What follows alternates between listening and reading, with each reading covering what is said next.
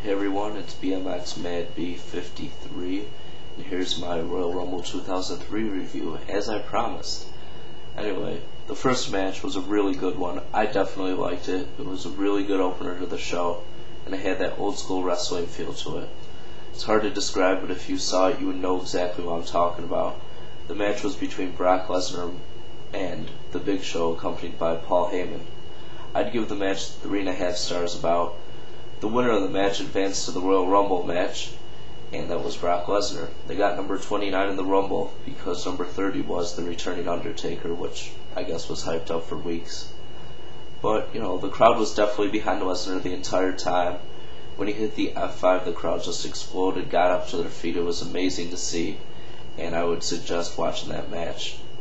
The next one was the World Tag Team Championship Match between the team of Lance Storm and William Regal and the Dudley Boyz. This match was alright. I'm a big fan of Lance Storm, and I really like what he does in the ring. Same thing with Regal. Not a big fan of the Dudley Boyz, but they're a good tag team.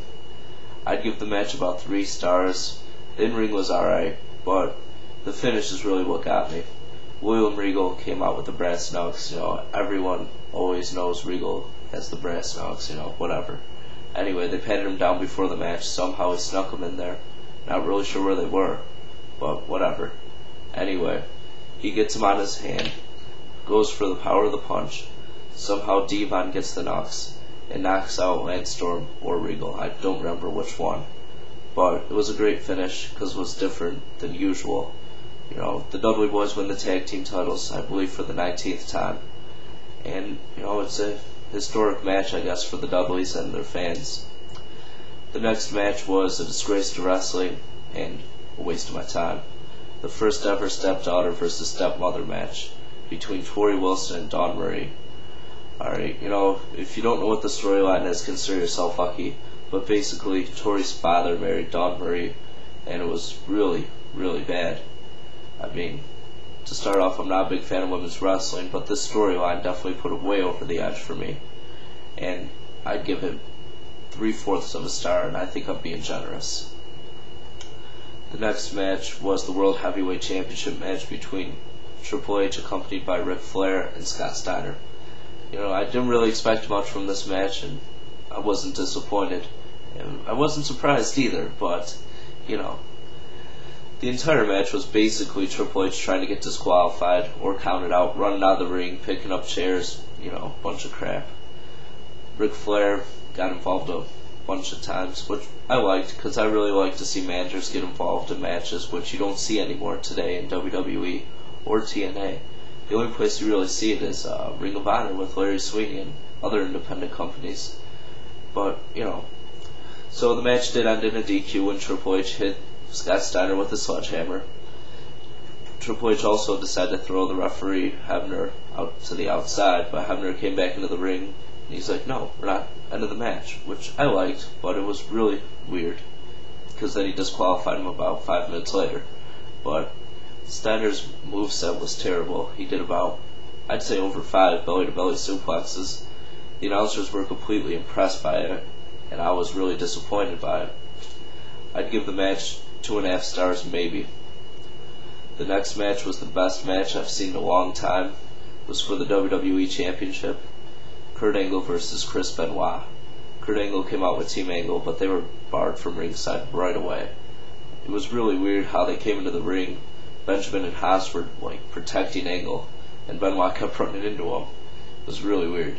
So the refs came out, a bunch of them did, and they took him out to the backstage area. I'd give this match 4 3/4 stars, almost 5 stars. It was a great match.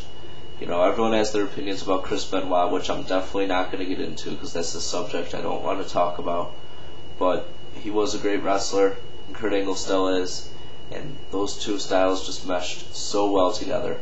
You need to see this match if you haven't already. It was phenomenal. The next match was the Royal Rumble match, which, the winner goes to WrestleMania.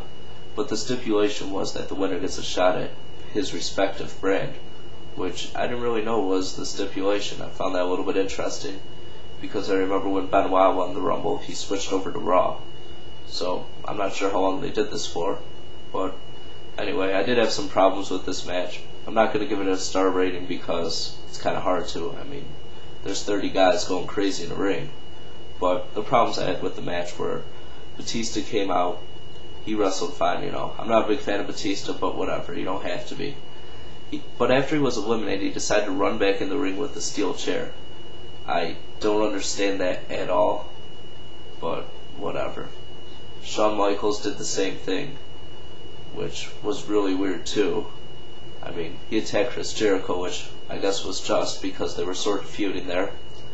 Which reminds me that Chris Jericho cut a promo in the earlier part of the show saying they picked number 2 for the Royal Rumble because he didn't really give a reason. It was pretty stupid, actually. He said that WWE favored Shawn Michaels by giving him number 1. And I don't know, it was kind of funny, but it was really weird and really awkward and didn't make much sense. So Michaels and Jericho started off the match. But one thing that I really did like about the match was when Y2J's music hit, Christian Cage came out, or Christian, whatever he is. He came out dressed like Jericho, turned around. It was so weird. Everyone was like in shock. Jericho came back through the crowd, attacked Michaels from behind, low blow, dominated Michaels for a long time, cut him open right away. And I really liked that start to the match. I don't know, it's kind of different. But another thing that really bothered me, Bill DeMott, formerly known as Hugh Morris, came out. I've never been a fan of his, but I don't know. If someone watching this video is a fan of his, let me know. I want to meet you. Anyway, when he came out, Lawler and King, they decided to call him one of the strongest men in the match. I mean, there's 30 people in this match. Bill DeMott, he's not a small guy, but he's not a huge guy either. Later in the match, Rosie, Jamal, Test, Batista, A-Train, Brock Lesnar, Undertaker, Rikishi, and Kane all came out.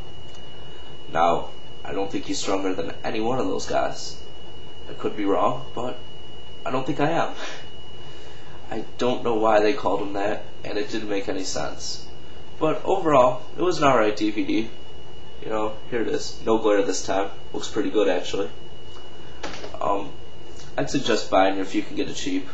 I bought it with No Way Out for, I think it was $13. I call that a deal. But, you know, if you want to download it or do whatever you guys want to do, go ahead, go for it. I posted some links in the description here. If you find the time to visit those, that'd be awesome. If not, whatever. Subscribe if you want. Leave a comment if you will. Give me 5 stars, please. But, my next review is going to be No Way Out 2003. Whenever I get around to watching that, I'll post it. Here's the DVD again. Still pretty glary, but what are you going to do? I'll be doing that wrestling question and answer show. If anyone ever decides to send any questions, anybody, please. Thanks for watching. Have a good day. Have a good night. See you later.